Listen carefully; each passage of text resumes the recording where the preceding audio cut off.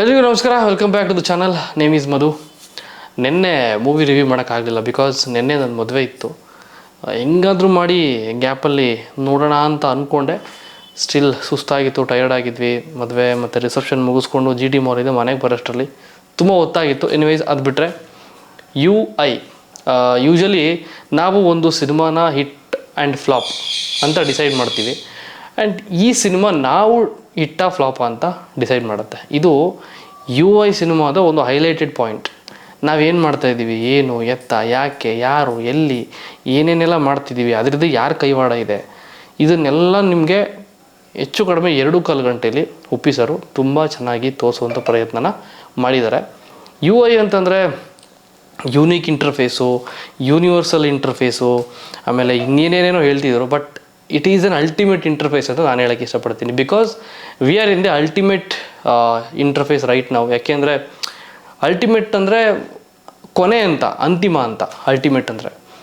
So ಒಂದೊಂದು ಸೀನ್ಗಳಾಗಿರ್ಬೋದು, ಒಂದೊಂದು background work ಆಗಿರ್ಬೋದು, ಒಂದೊಂದು CG ಆಗಿರ್ಬೋದು, ಪ್ರತಿಯೊಂದು ಕೂಡ ನಿಮಗೆ ಎಲ್ಲೂ ಮೈನಸ್ ಇಲ್ಲ.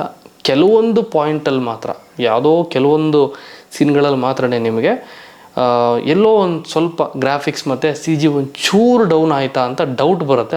ಅಷ್ಟು ಕಾಣೋದಿಲ್ಲ, ಡೌಟ್ ಬರುತ್ತೆ. ಬಟ್ ಇನ್ನೊಂದು ಹೇಳ್ತೀನಿ, ಇದನ್ನೆಲ್ಲ ಅಬ್ಸರ್ವ್ ಮಾಡೋಕ್ಕೆ ನಿಮಗೆ ಟೈಮ್ ಇಲ್ಲ. ಅಲ್ಲಿ ಸಿನಿಮಾ ಸ್ಟಾರ್ಟ್ ಆಗಿ ಎಂಡ್ ಆಗೋವರೆಗೂ ಕೂಡ ನಿಮಗೆ ಎಲ್ಲೂ ಬೋರ್ ಹೊಡಿದೆ ಅಥವಾ ನಿಮಗೆ ವಾಟ್ ನೆಕ್ಸ್ಟ್ ಉಪ್ಪಿಸರ್ ನೆಕ್ಸ್ಟ್ ಏನು ಹೇಳೋಕ್ಕೆ ಹೋಗ್ತಾ ಇದ್ದಾರೆ ಅನ್ನೋ ಒಂದು ಕ್ಯೂರಿಯಾಸಿಟಿನ ಸಿನಿಮಾ ಪೂರ್ತಿ ಬಿಲ್ಡ್ ಮಾಡ್ತಾ ಹೋಗ್ತಾರೆ.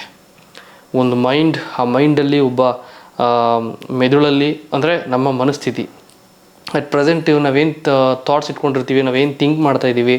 ಆ್ಯಂಡ್ ಇದನ್ನೆಲ್ಲ ಉಪ್ಪಿಸರ್ ಕರೆದಿರೋದು ಇನ್ನರ್ ಮೈಂಡ್ ಅಂತ, ಇನ್ನರ್ ವರ್ಲ್ಡ್ ಅಂತ. ಇನ್ನರ್ ಮೈಂಡ್ ಅಥವಾ ಇನ್ನರ್ ವರ್ಲ್ಡ್ ನೀವೇನು ಬೇಕಾದ್ರೆ ತಿಳ್ಕೊಬೋದು. ಸೊ ಇನ್ನರ್ ವರ್ಲ್ಡಲ್ಲಿ ನಾವೆಲ್ಲೋ ಒಂದು ಕಡೆ ತಗ್ಲಾಕೊಂಡಿರ್ತೀವಿ.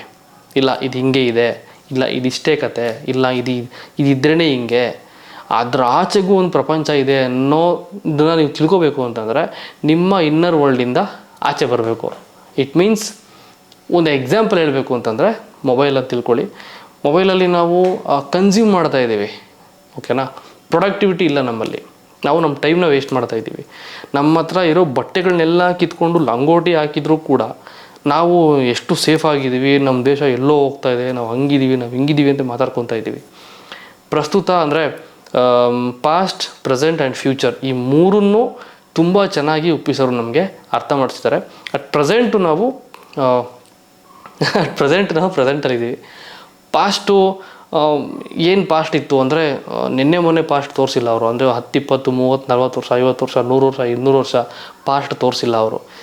ಸಾವಿರಾರು ವರ್ಷ ಅಂದರೆ ಮನುಷ್ಯ ಫಸ್ಟ್ ಭೂಮಿಗೆ ಬಂದಾಗ ಅವನು ಹೆಂಗಿದ್ದ, ಅವನ ಸುತ್ತಮುತ್ತ ಏನಿತ್ತು, ಮತ್ತು ಅವನಿಗೆ ಇದ್ದಂತಹ ಶ್ರೀಮಂತಿಕೆ ಏನು. ಆಗಿನ ಶ್ರೀಮಂತಿಕೆ ನೇಚರ್, ಆದರೆ ಈಗಿನ ಶ್ರೀಮಂತಿಕೆ ಒಂದು ಮೊಬೈಲ್, ಕೈಯಲ್ಲಿ 1-2 ಉಂಗುರ, ಕತ್ತಲ್ಲಿ 1-5-6 ಚೈನು ಹಗ್ಗದ ಥರ, ಅಥವಾ ಯಾವುದಾದ್ರೂ ಒಂದು ಐಷಾರಾಮಿ ಕಾರು ಅಥವಾ ಒಂದು ದೊಡ್ಡ ಬಂಗ್ಲೆ ಇದ್ಬಿಟ್ರೆ ಇದನ್ನೇ ನಾವು ಐಷಾರಾಮಿ ಜೀವನ, ಅಥವಾ ಇದನ್ನೇ ನಾವು ಎಲ್ಲ ಫೆಸಿಲಿಟಿ ನಮ್ಮ ಹತ್ರ ಇದೆ, ನಮ್ಮ ಹತ್ರ ಎಲ್ಲ ಇದೆ, ನಮಗೇನು ಕಡಿಮೆ ಇಲ್ಲ ಅಂತ ಅನ್ಕೊತಾ ಇದ್ದೀವಿ. ಬಟ್ ಅದೆಲ್ಲ ಸುಳ್ಳು.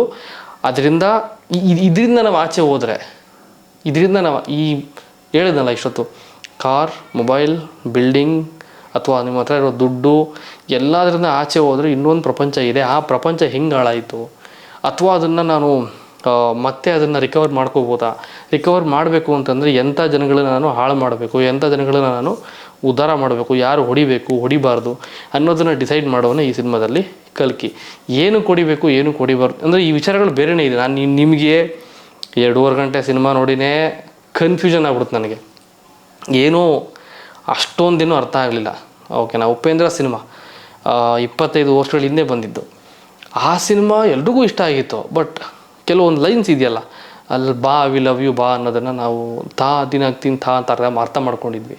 ಹಾಗೆ ಈಗ ನಮಗೇನೋ ಅರ್ಥ ಆಗಿದೆ ಅಂತ ಅಂದ್ಕೊತಾ ಇದ್ದೀವಿ. ಬಟ್ ಅದು ಏನು ಅಂತ ಕರೆಕ್ಟಾಗಿ ನಾವು ತಿಳ್ಕೊಬೇಕು ಅಂತಂದರೆ ಐ ಥಿಂಕ್ ಉಪ್ಪಿಸರ್ ಇನ್ನೊಂದು 20-25 ವರ್ಷ ಹೋದ್ಮೇಲೆ ಅವ್ರಿಗೆ ಹೆಚ್ಚು ಕಡಿಮೆ 70-75 ವರ್ಷ ಏಜ್ ಆಗಿರುತ್ತೆ. ಅವರು ಏಜ್ಡ್ ಪರ್ಸನ್ ಆಗಿರ್ತಾರೆ. ಆ ಟೈಮಲ್ಲಿ ಕೂತ್ಕೊಂಡು ಎಲ್ಲೋ ತಮ್ಮ ಸಾಧನೆಗಳ ಬಗ್ಗೆ ಹೇಳ್ಕೊಬೇಕಾದ್ರೆ ಇದರ ಅರ್ಥ ಏನು, UI ಸಿನಿಮಾದಲ್ಲಿ ಬಂದಂಥ ಈ ಡೈಲಾಗ್ ಅರ್ಥ ಏನು, ಹಂಗೇನು ಹಿಂಗೇನು ಅಂತ ಅವರೇ ಹೇಳಬೇಕು ಹೊರತು ನಾವು ಯಾರೂ ಇಲ್ಲಿ ಕೂತ್ಕೊಂಡು ಹಂಗಂತೆ ಹಿಂಗಂತೆ ಅಂತ ಏನು ಮಾತಾಡೋವಂಥ ಅರ್ಥ ನಾವು ಹೇಳೋಕ್ಕಾಗೋದಿಲ್ಲ ಈ ಸಿನಿಮಾ ಬಗ್ಗೆ.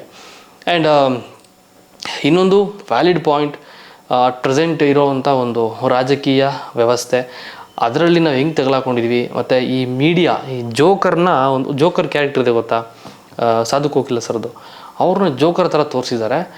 ಈ ಜೋಕರ್ ಏನು ಮಾಡ್ತಾನೆ, ಏನೇನೆಲ್ಲ ಜೋಕ್ ಮಾಡ್ತಾನೆ, ಯಾವ ಥರ ಜೋಕ್ ಮಾಡ್ತಾನೆ ಅಂತಂದರೆ, ಒಂದು ನ್ಯೂಸು, ಆ ನ್ಯೂಸ್ನ ಹೆಂಗೆ ಸ್ಪ್ರೆಡ್ ಮಾಡ್ತಾನೆ, ಯಾವ ಥರ ನ್ಯೂಸ್ನ, ಯಾವ ರೀತಿಯಾದ ನ್ಯೂಸ್ನ ಯಾವಾಗ ಸ್ಪ್ರೆಡ್ ಮಾಡಬೇಕು ಏನು ಅಂತ ಅವ್ನು ಡಿಸೈಡ್ ಮಾಡ್ತಾನೆ. ಅದನ್ನೆಲ್ಲ ನಮ್ಮ ಮೊಬೈಲಿಗೆ ಕಳಿಸ್ತಿರುವಂಥದ್ದು, ಯಾರು ಕಳಿಸ್ತಾ ಇದ್ದಾರೆ, ಹೆಂಗೆ ಕಳಿಸ್ತಿದ್ದಾರೆ, ಯಾವ ಥರ ವಿಷಯಗಳನ್ನ ನೀವು ಫೀಡ್ ಮಾಡ್ತಾ ಇದ್ದಾರೆ ಅನ್ನೋದನ್ನು ನಾವು ತಿಳ್ಕೊಬೋದು ಅದರಲ್ಲಿ. ಅಟ್ ಪ್ರೆಸೆಂಟ್ ನಾವು ಏನಿದ್ದೀವಿ ಇವತ್ತು, ಅದನ್ನು ನಮಗೆ ಅವರು ಬಂದು ಒಂದು ಹೊಸ ಕನ್ನಡಿನ ಫ್ರೆಶ್ ಆಗಿ ಮಾಡಿಸ್ಕೊಂಡು ಬಂದು ಮ್ಯಾನುಫ್ಯಾಕ್ಚರ್ ಮಾಡಿಸ್ಕೊಂಡು ಬಂದು ನಮಗೆ ಒಂದು ಕನ್ನಡಿನ ತೋರಿಸಿ, ನೋಡ್ಕೊಳ್ರಪ್ಪ ನೀವು ಹಿಂಗೆ ಇರೋದು ಅಂತ ಹೇಳ್ದಂಗಿದೆ. ಆ್ಯಂಡ್ ಒಂದು ಡೈಲಾಗ್ ಇದೆ, ಐ ಥಿಂಕ್ ನೀವು ಇದನ್ನು ಕಾಂಟ್ರವರ್ಸಿ ಅನ್ಕೋಬೋದು ಅಥವಾ ಕಾಂಟ್ರವರ್ಸಿ ಆಗ್ಬೋದೇನೋ ಮುಂದೆ ಗೊತ್ತಿಲ್ಲ.